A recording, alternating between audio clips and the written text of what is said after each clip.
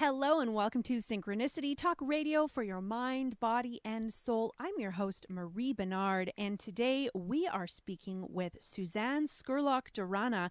She is the author of Reclaiming Your Body and Full Body Presence. Her Healing from the Core curriculum, combined with CranioSacral Therapy and other bodywork modalities, creates a complete body-centered guide to awareness, healing, and joy. She teaches around the world, just got back from London, and you can find her website at healingfromthecore.com. Welcome to the show, Suzanne. Thank you. Thanks for being with us today. So we're here today to talk about reclaiming your body, healing from trauma, and awakening to your body's wisdom. And as I was saying before we started recording, I don't always have a chance to read every book cover to cover, but I felt like this one was really important, and I'm so glad I took the time to read it. So thank you for writing it. You're welcome. It was a journey for sure. So this is actually the first time we've had guests on the show talking about getting into their wisdom from the heart and wisdom from the gut, but you really talk about so many different parts of your body, your gut, your heart, your mind, your bones, your legs. So why do you incorporate all of those body parts? Well, because I'm a craniosacral therapist, number one. I've been doing craniosacral therapy and teaching craniosacral therapy for over 30 years. What I saw in doing that is that the body, all of the body, like every cell in your body, holds wisdom of a particular nature. And everyone is slightly different.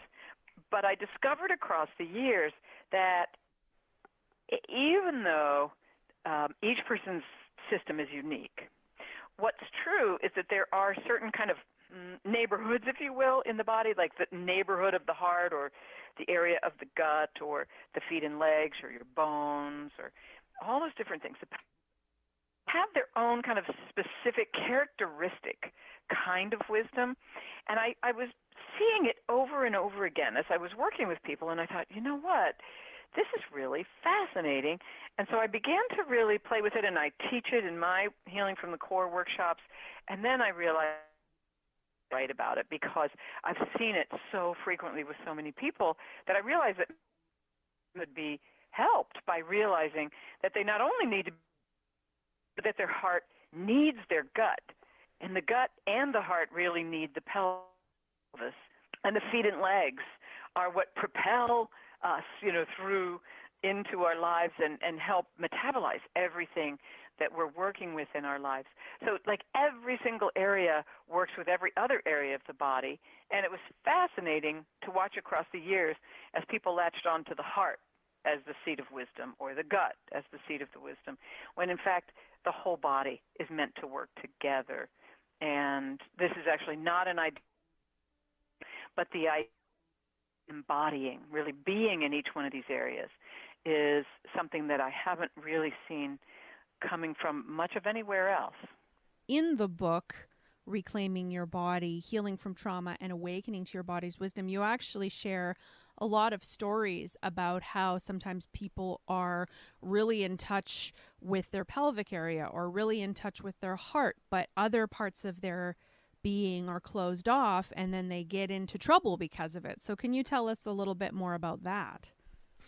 Well, it's sort of an interesting concept because I don't think that we as human beings naturally think this way.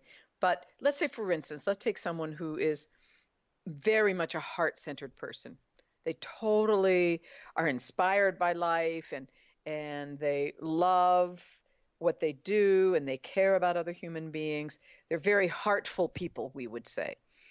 And yet, they have a really difficult time actually following through on the things that they're really inspired to do or the places that they want to go. And if you look closely, you will often see that these people tend to say yes to too much, and they're not really listening to their gut or to their pelvis about whether they, A, have the energy to follow through on it, and B, whether it's really a good idea, this inspiration. I mean, we all have wonderful inspiration from time to time. And sometimes it's really a great idea, and sometimes it's not such a great idea, if you know what I mean. So it's something that the heart is really meant to be supported by the gut. It's really meant to be supported by the pelvis. Beautiful. And also maybe, Suzanne, for people who aren't familiar with craniosacral therapy, maybe you can tell us a little bit about what that is. So, excuse me, craniosacral therapy is a very light touch, hands-on therapy. It originally came out of the osteopathic profession, the manual therapy of the osteopathic profession, and it's now taught to healthcare people of all different licenses. But it is a system that mobilizes the bones, the soft tissue, the membranes and fluids that surround and protect our central and peripheral nervous system, so your brain and your spinal cord. And by doing so, when there are restrictions or impediments in the way of the flow of cerebral spinal fluid and blood flow, then the nervous system doesn't operate as well. And craniosacral therapy optimizes the functioning of this core of our body. It's very, very good therapy for removing trauma of all kinds from the system. And Suzanne, when you first started studying this from the creator of craniosacral therapy, there wasn't a lot of research on it, but this has been many, many years now. I'm wondering if you're aware of any clinical research that's been done. There has been clinical research done, and you can best find it by going to upledger.com and looking under the research on that particular website. The physician, the osteopath that taught me the work and who founded the Upledger Institute for teaching therapists all over the world is Dr. John Upledger, and the website is upledger, upledger.com. And there are different forms of research that have been done across the years, more and more recently, and you will probably see more information there on their particular website. Thank you, Suzanne. And in the book, you tell stories about clients that you've worked with and how you can actually feel. There was one gentleman who had a very strong heat in the front of his chest, but then you had your hand on the back of his chest and his heart area, and it was cold. So I'm kind of curious about how you're accessing that information, like whether this is intuitive or you can actually feel the temperature change, and also what that is indicative of. Okay. In his particular case, it was indicative of the fact that he lived with a lot of awareness in the front of his chest. He was just one of the most heartful, wonderful young men I had ever met, very inspired by his life. And when I put my hands on the front, very lightly on the front of his chest and the back of his chest, in other words, along his spine in the back, there was a significant temperature difference from front to back, and there was a felt sense of emptiness in the back and fullness in the front. And it was very, very interesting because when I asked him to tune in to the space between my two hands, before I told him what I felt, he was able to describe it himself and to say, oh yeah, I do. I feel a lot more under your front hand. I can hardly feel your backhand, despite the fact that I was holding his backbone with exactly the same pressure that I was holding the front. Does that make sense? Mm-hmm. So it sounds like he had less awareness or sensation back there. Exactly. That's exactly right. And in the beginning of your book, Reclaiming Your Body, Healing from Trauma and Awakening to Your Body's Wisdom, you have a little questionnaire that gives you a score on basically how tuned into the body a reader is. And I was surprised that, I wasn't super surprised, but I was surprised that my score was as high as it was. I think it was about 30. Well, that's lovely. Yeah. And it actually brings up what is the question that I had around that? I just feel like I noticed that even going through some of the exercises that you have in your book, as well as audio exercises on your website, healingfromthecore.com, when you're asking questions of like, oh, what do you feel there, and what are you sensing there, and is it a color, is it this, what keeps coming to mind is I don't know. So what is a person who maybe isn't as in touch supposed to do? They just practice until they start to know? Well, what's interesting, what works best actually, if you are one of those people who is saying, I don't know. Well, what do you notice in your chest? Well, I don't know. Um, it's often not that you don't know, particularly if you got a fairly high score on the body intelligence quiz. Chances are you actually do know, but you don't know what subtle signals to be paying attention to when you drop inside. Do you understand what I'm saying with this? So oftentimes I will get someone, and it's not that often, but I will get someone in a class who will say, I have not a clue what you're asking me. And so I'll just gently sit with them and I'll say, okay, tell me if right now you drop into your chest and just notice whatever you notice here. Okay, you've done that. Thank you, Marie. And then take a moment now and drop in to your belly, like around your belly button. And notice what you notice here. Okay, now tell me, do you find one area more dense than the other? I want to say I don't know. I notice a difference in sensation.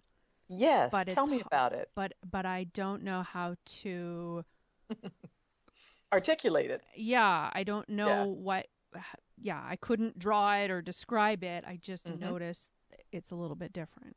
Okay, and would you say that you have more sense in your chest or your belly? Probably my belly. Okay, and in your belly, does it feel like it has more space or it's more tightly packed than your chest? I feel. I don't know, because I feel like my mind keeps saying I don't know, but I feel like it's probably more tight.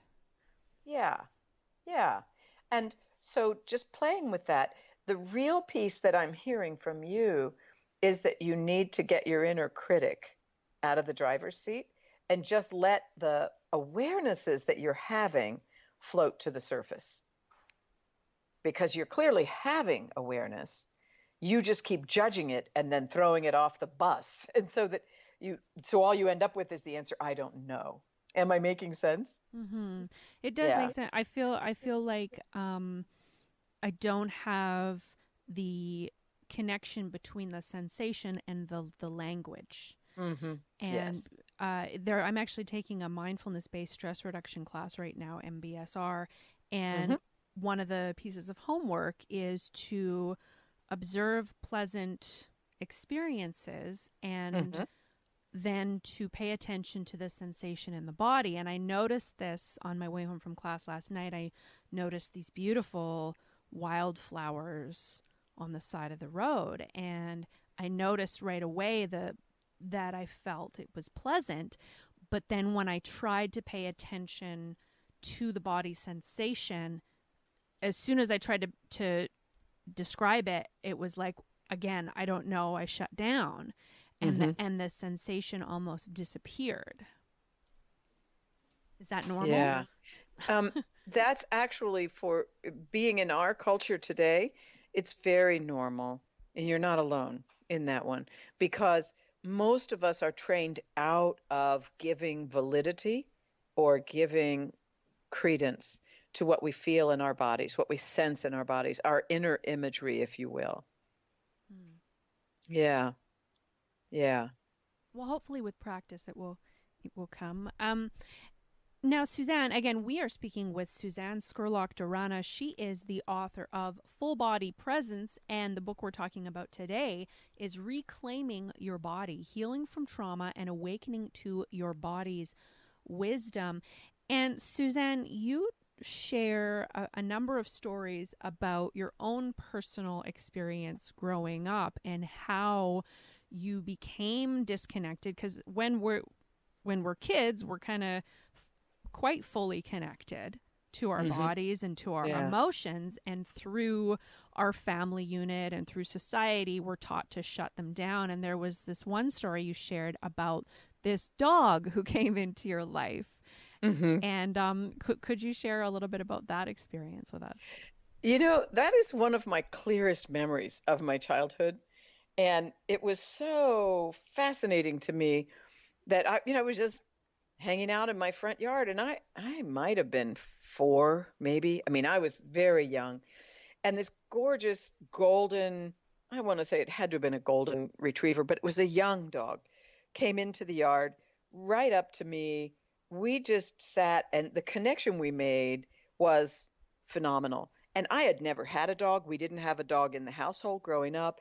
There was just something about this dog that we absolutely were just super connected. We played, we rolled, we, just were very, very connected. He would look at me and I would look back at him, and he'd just sit there with me like I was his new best friend.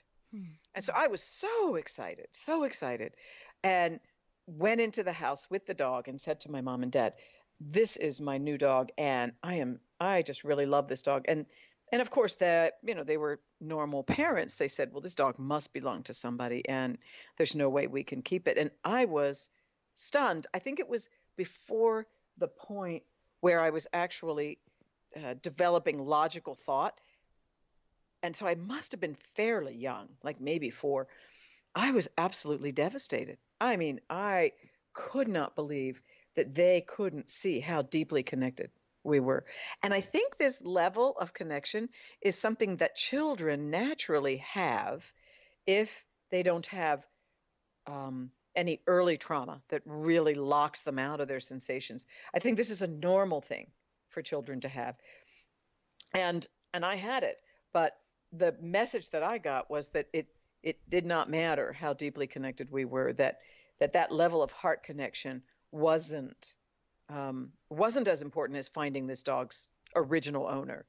And I never saw the dog again. And I was really, I was very, very saddened by it. I must have cried for hours. I was just really upset. And, you can look at that as an adult, here we are in it from our perspective today. And you say, well, that wasn't really a trauma, Suzanne.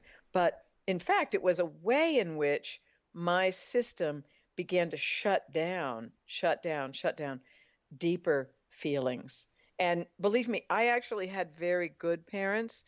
So it wasn't as though there was anything terrible that they had done. It was just the way in which it happened and the abruptness with which it happened, and they're not being able to see or understand where I was coming from at that time. And being a parent myself now, I recognize, having parented 2 now adult children, all the mistakes I made, just like my parents did. And I just say prayers for my kids to grow beyond whatever it was that I might have done. But there is a quality in our culture today that, and in the culture that I grew up in, that said feelings are really secondary to what you think and what you do. Yeah. Interesting.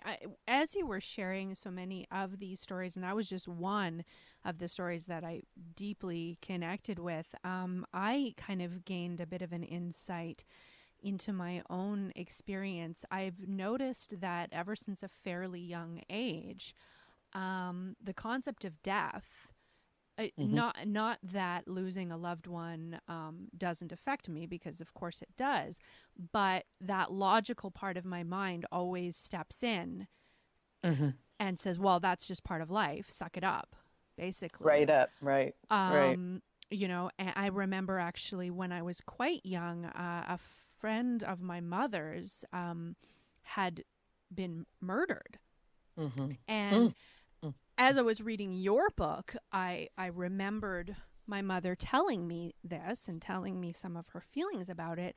And I saying at quite a young age, maybe 10 or 12 years old, well, she wasn't a very nice person. And so get over it was basically my attitude. And I'm like, well, looking back, thinking about how my mother must have felt and how disconnected I was from the fact that this person no longer existed on the planet anymore. Yeah. And how disconnected I was emotionally from, well, she's not here anymore, so just let it go. Yeah. Yeah. And it also could be that it was a defense on your part because you had no clue what to say. And it might not really have been appropriate for your mother to have shared at the depth that she did with a 10 or 12-year-old. Do you understand what I'm saying?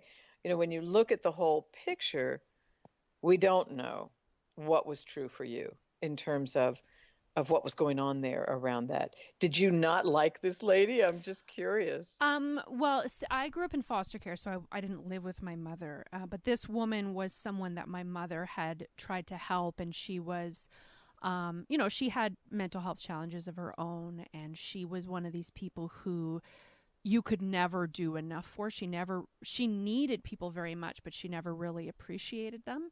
Yeah. And her body was found somewhere in her neighborhood, and what likely happened is that she picked a fight with the wrong person on the street. Yeah. Yeah.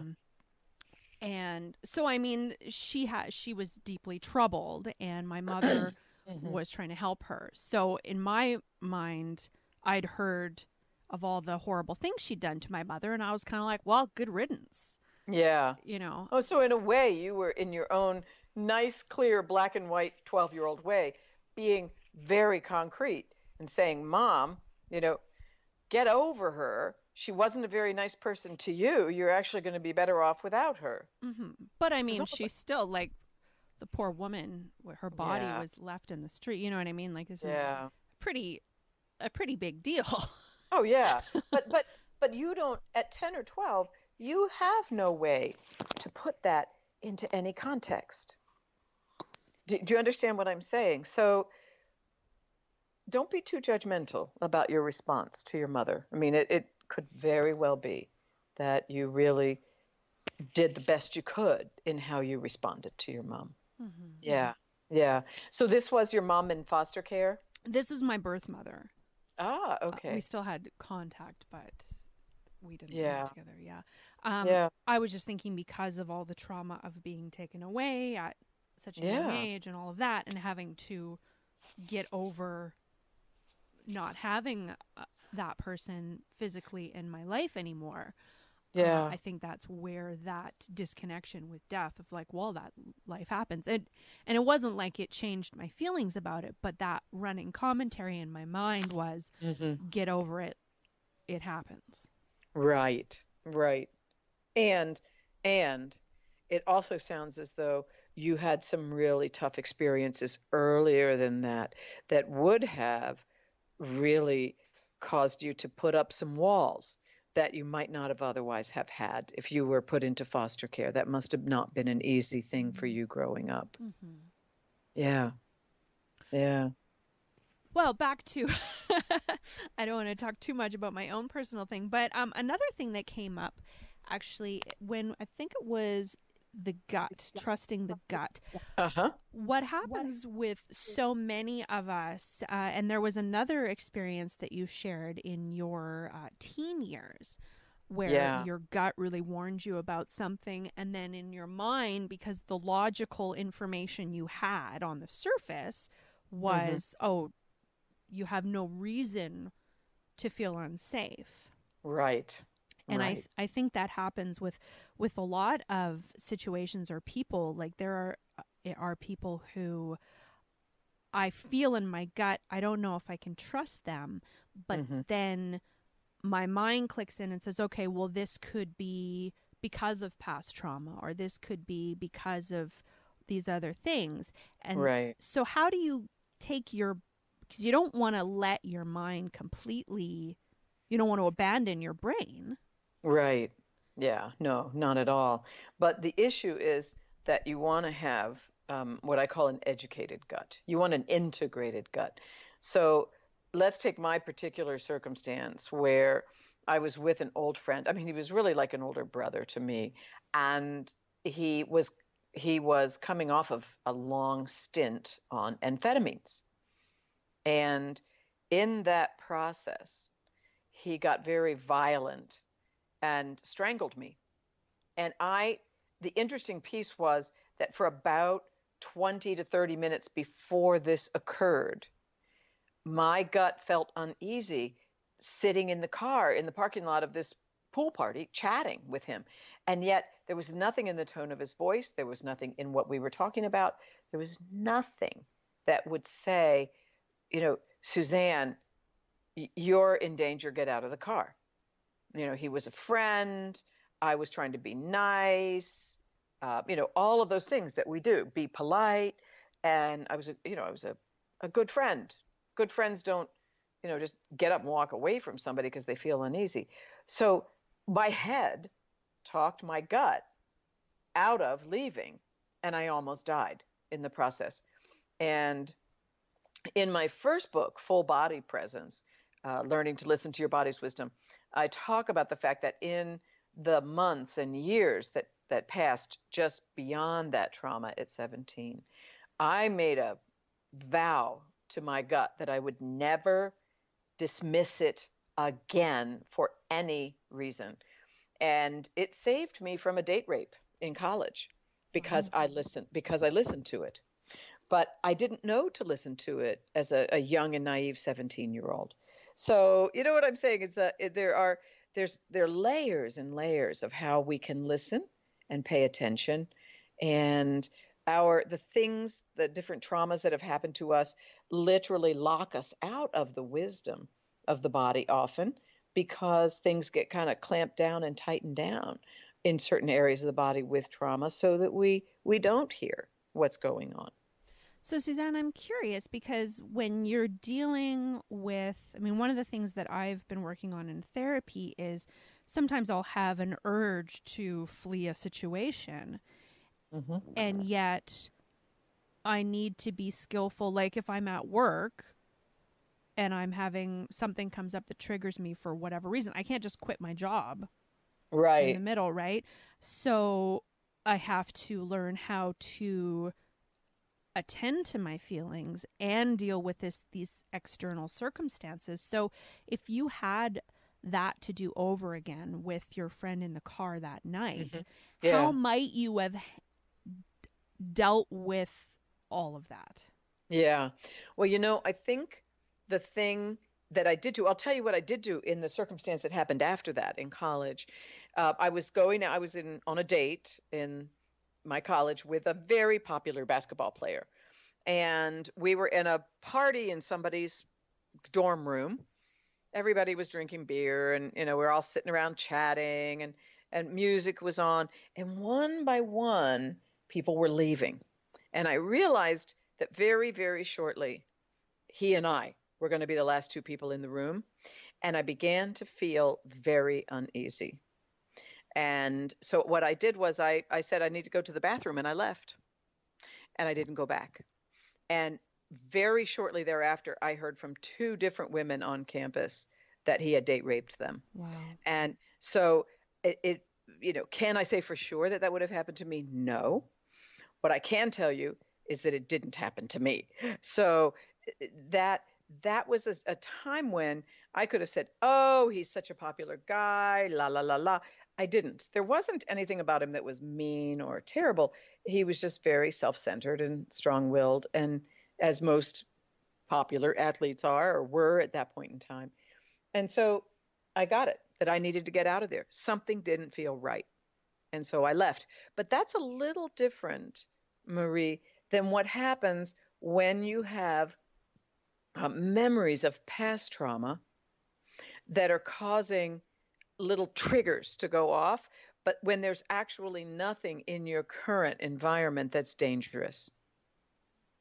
Okay. Do you understand what I'm saying? Absolutely. And people Okay. who have trauma, how do we How do determine you, the difference? well, I'll tell you, there actually is a difference, but it does require doing some internal work. And it sounds like you're doing good therapy work, but working with some of the exercises in my book, particularly explorations 2 and 3, would probably help you to start to embody, to have that core embodiment more fully in these different areas of your body so that you really could hear the signals. Because, for instance, when I felt that sense that night that I was on that date, that where I was in trouble, I had just a clear, no charge. There was just a sense of get up and leave. Just leave and leave now. No charge. There wasn't a panicked feeling.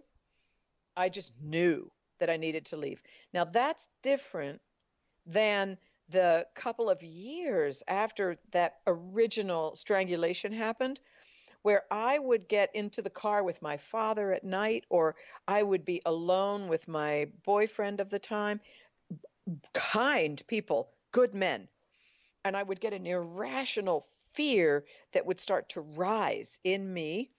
But it was based on being alone with a man, based on that past experience with the man that strangled me, the old friend that strangled me. So it was like a worry coming from my head about something old, as opposed to something current that was going on.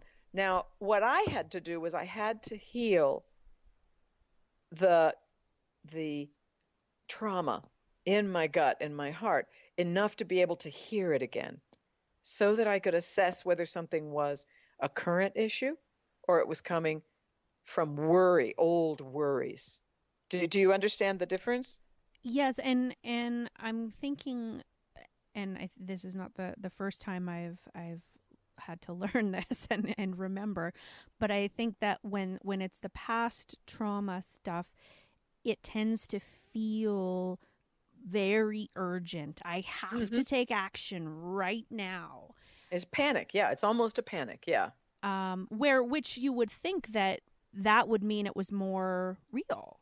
Mm-hmm. But when it is something that's current, it tends to be a more subtle, Mm-hmm. calm knowing. Right. Exactly. Exactly. Um, Yes. and just to clarify, you mentioned that I might benefit from explorations 2 and 3. So that is the exploration 2 is the core embodiment process, Yes. nourishing and Yes. replenishing the container of your being. Mm-hmm. And then I'm looking for exploration 3 It is is. healing the internal resistance to life. Yes. Yes. And so when you think about it, one of the things that most people in today's world don't have is a good sense of core embodiment. We're very good at knowing what we think. We can feel certain areas of our body if we're very heartful, or if we have certain things that we have cultivated within ourselves. However, most of us don't start out living as adults in the current culture much below our necks. We're a very heady culture. And so most of the time when we get panicked or scared, it's a thought about something that's happened in our past that causes the alarm bells to go off, your gut to clench, your heart to race, and that feeling like, oh man, I got to get out of here now. That actually is a very clear signal that you need to sit down and breathe and get your core embodiment back and actually look at what's going on in that moment, as opposed to the mind's way of saying, oh, this looks familiar and I know I must be in danger again. Hmm. But we're so used to that, and Yeah. Suzanne, when you're talking about the difference between what happened that night in the car with your friend Mm-hmm. and then the potential date rape situation, one of the problems is we know in hindsight Yeah. I should have followed my gut because that Mm-hmm. thing happened. Yeah. But if you listen to your gut and you leave, you don't know for sure that that would have happened. You know, it's a very interesting piece about this, Marie, because I have probably asked a couple thousand people in my classes, how many of you have ever had a circumstance where you got a gut instinct about something and you didn't act on it and something bad happened and you knew you should have? And everybody raises their hands. And I'll say, okay, how many of you have actually had a gut instinct and then listened to it and found out later that something bad happened that probably would have happened to you had you not listened? Again, 3/4 of the room goes up. Then the other thing that happens, see, because the gut isn't just about danger, the gut is a sense, it gives us a very clear sense of when something is right for us, as well as when something is off. And the heart math people, I don't know if you're familiar with heart math, and Yes. they're out of, yeah, I love their work. And they have done some recent research that shows that the viscera of the torso, probably talking gut and heart, register when things are coming in the environment before you can see it, hear it, smell it, or have any forewarning of it. The body somehow knows that something is coming. And they've done research that shows that you're registering that something is coming before you even know it at a mental level. So there is a knowing in our gut, in our heart, in our viscera that is beyond a logical explanation. And that's what I'm talking about tuning into at that gut level. That brings up, Suzanne, I think the difference between when animals know that a natural disaster is coming and they move to higher ground. Yep. And because I've sensed it where there's only really one clear memory of this, where we were walking down the street and I said to my friends, I can feel a storm coming. Mm-hmm. And they were like, what are you talking about? It's beautiful out. But I just could feel, I guess, the electricity in the air or the change in air pressure. Mm-hmm. And I could sense it. And a storm did come. And that's probably some of the same kind of thing that animals are picking up on. Absolutely. And Absolutely. because looking at the situation with our eyes and our ears, it didn't appear that a storm was coming. Yeah. Yes, exactly. So you do have that part of your system is alive and well and was registering for you. Yeah. Yeah. Now, Suzanne, there was an interesting part of your book. It might have been in the gut area or the heart area, where sometimes what will happen is we'll have some kind of inner knowing or some kind of body sense that we should do something, and then we get up in our head and force it to happen and tune out of all the other, because moment to moment our body is giving us new information. That's right. That's right. And there was a situation where some clients or friends of yours had decided to move somewhere, and they just went full steam ahead and pushed it into happening. And of course, it didn't work out the way they wanted. So can you say more about how we tend to do that? Well, if you think about the fact that we are a very heady culture, and we do tend to take, even if we're tuned into certain areas of our body and we get hits about, well, that's great, or that's not right, or whatever, the tendency is to take that momentary sense of, oh, that's just delicious and wonderful, and I need to act on it. And it's like we run off to our heads with it, and we make up stories about what we need to do, and we completely leave our gut when the gut may be actually saying to you, well, that's nice, but let's just see how this plays out. Let's give it a little while longer. And that's where it is important to continue to stay connected to your gut, to your heart, to your bones, to your feet and legs, day in and day out. And all of these areas of the body, all of these areas are now being found to have incredible information that they offer to the brain all the time. And then from that brain connection to the body, very wise decisions can be made, as opposed to decisions that were only made from your head or decisions that are only made from one part of your body, like a decision made only from your heart or only from your gut or only, we're not meant to do this piecemeal. We're actually meant to have an integrated full body wisdom. And that's really the thing that's my soapbox. Let's get into the entire body.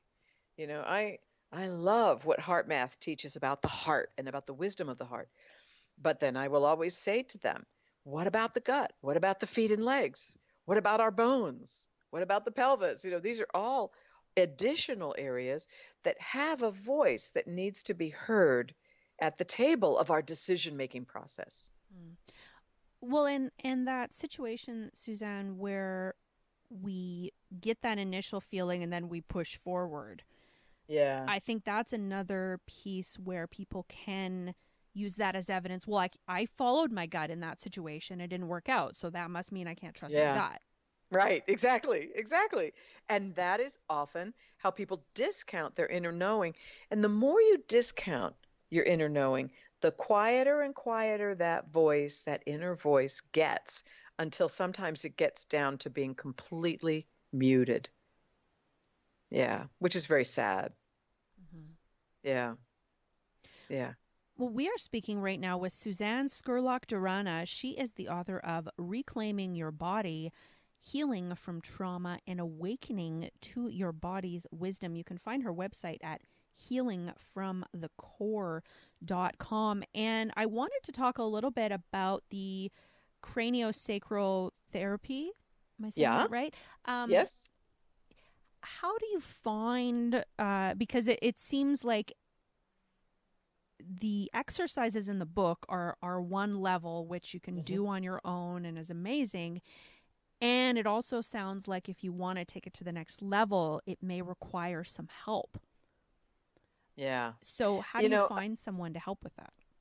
Well, I would say that the best way to find a really good craniosacral therapist would be to go to the website I spoke about earlier at www.upledger.com, upledger.com, and pull up the Find a Practitioner page, put your zip code in or your city, and look who is on that list, who has the most classes, the most certifications, and see, and you can call and talk to people who are on that list and see what kind of feeling you get in speaking with them, because the training that the Upledger Institute gives to therapists is probably the gold standard, if you will, in the business. And so people who have had many more trainings and who are certified either at the techniques level or at the diplomate level, that would be someone that you could trust. The same is also true, like it is really a lot alike what happens when you're looking for a good massage therapist or an acupuncturist or a psychotherapist, where you will maybe look them up online, but you'll also talk to your friends. And if people have had really good experiences with a particular therapist, that's always a good sign that they are someone that is working ethically and with a good skill set and a good skill level to be able to hold a space for your healing process. I get regular craniosacral therapy myself to this day, Marie, because I have found that no matter who you are and no matter how long you've been working, life continues to give you things that are challenging. And it can be very, very helpful to have a facilitated session with someone else who has their hands on you in a nurturing, non-invasive way, helping you listen to your own tissue and your own wisdom and releasing the impediments that might be in the way of you being able to hear that wisdom. Thank you. And you're also doing a retreat or something in California. Yes. Did you want to share a bit about that? Yes, and actually that will be up online very, very shortly. I teach at Esalen Institute every summer, and Esalen is having a bit of a challenging time right now because the road to the north and the road to the south is blocked. And so my workshops have moved to a new retreat center that's just opened called 1440, which stands for the number of minutes in the day. It's called 1440 Multiversity, and there are all kinds of really excellent self-help, inner exploration, meditation, yoga, all kinds of things happen at 1440. And I'll be there from August 27th through September 4th, through the Labor Day weekend, doing 2 different classes that will be the material that's in my first and my second book. Beautiful. And again, the website is healingfromthecore.com. Mm-hmm. And I imagine you could probably get on a mailing list somehow for that? Yes. Yes, you can absolutely do that. And I think there's even a free gift for doing it if you come to my website. Free gifts are good. Yes. Again, we are speaking with Suzanne Scurlock-Durana. She is the author of Reclaiming Your Body, Healing from Trauma, and Awakening to Your Body's Wisdom. And I think we could all do with a little dose of our own body's wisdom a little bit more. We have just a few minutes left in the show, Suzanne, so I'm wondering where you want to take this conversation. Yeah. You know, I think, Marie, that one of the most important things for us as human beings is to begin to learn how to what my old friend Emily Conrad used to call self-reference, meaning how to drop inside, really listen internally, and cultivate a real friendship between your conscious awareness, the soul level of who you are, and your physical body. Because the physical body is I don't know, I think of it as the car we've been given to drive through life with. And if we don't have a friendly relationship with our physical body, it begins to cause problems from a very young age. And we see it in many, many different ways and many different levels throughout life. Yeah. That brings up, Suzanne, I'm just wondering, for listeners who have children, have young children, how maybe we can learn from the children in our lives, and also to foster and help children to keep that wisdom. Absolutely. And I think that I did my best with my kids. I certainly did not do a perfect job. But, particularly as they grew up, I encouraged them to follow the things that were their gifts, their particular unique gifts. I also taught them how to notice and feel what was going on in their body in any given moment, like to really trust their gut, to notice what was happening at a heart level, to pay attention to the inner conversations that were going on for them, so that they could find the ways and the path that was really best for them in any given moment. And children, if we help them to grow up that way, then they arrive in adulthood with more of themselves intact, so that they have a little bit easier time finding their way in the world. And this is a very challenging world that we're living in at the moment. So it definitely requires all of us to have that core embodiment, to have our inner wisdom on board and talking to us all the time. Yeah. Thank you. Oh, there's so many more questions that I have, but we're running short on time. I really appreciate that you've taken the time to speak with us today, Suzanne, and that you're sharing the work that you're doing, and you've been doing it for so many years. I'm wondering what else you'd like to, if there's one thing that you really want listeners to take home today, what might that be? Well, I would love to perhaps read, it's probably one of my favorite phrases in the book, if I could. Absolutely. It's right in the beginning. It says, the headline of it is the most important relationship in your life. Your relationships with other people throughout your life, with your parents, spouses, children, friends, and teachers, will shift as time passes and situations change. As long as you are alive, however, your body is always with you. It's so beneficial to have a strong, deep, intimate relationship with your own unique physical self. Your body is designed to guide you, keep you safe, and bring you full vitality and pleasure. It is the vehicle through which you create and manifest your thoughts and dreams into reality. In this book, you will discover how establishing and nurturing a healthy relationship with your body will allow you to reclaim lost parts of yourself, tap into your body's wisdom, and better navigate your life. That's beautiful. Thank you, Suzanne. And there's also I believe it's a 28-day program at the end of journaling and listening to the recordings. And there was one spot, I'm trying to find the exact, I highlighted it. There it is. Okay. It's on page 112, which is under, again, your gut. When an answer does not come or remains foggy, it means that it's probably premature to make a decision. It means that I need to stay present in the moment and not go running out into the future trying to make the decision logically when that is not what is called for. Exactly. Exactly. Yeah, exactly. And it's so hard for most of us to do that, to really trust that we need to just stay with something and listen a little longer until we get a clear signal about which direction to take it. And then now you've mentioned in the book that some decisions you made immediately in an instant. Right. And others took years to unfold. So I guess it's just kind of live and learn and practice. Yeah. Yeah. No, it really is.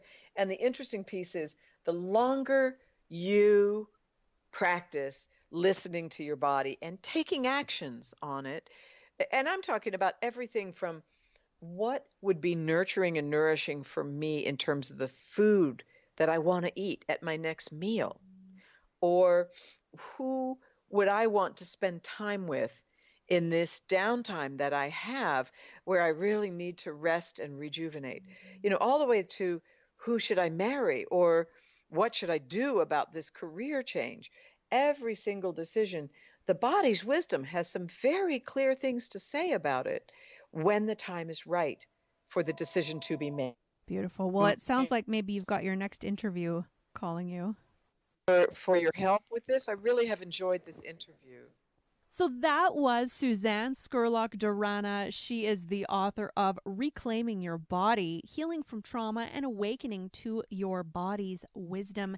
And you can find her at healingfromthecore.com if you want to connect with her and get on her mailing list. There's also a free gift there if you sign up for her mailing list, and lots of resources and information. So thank you so much to Suzanne for being with us today, and thank you for taking the time out of your day to focus on your own healing and inner knowing. So thank you so much.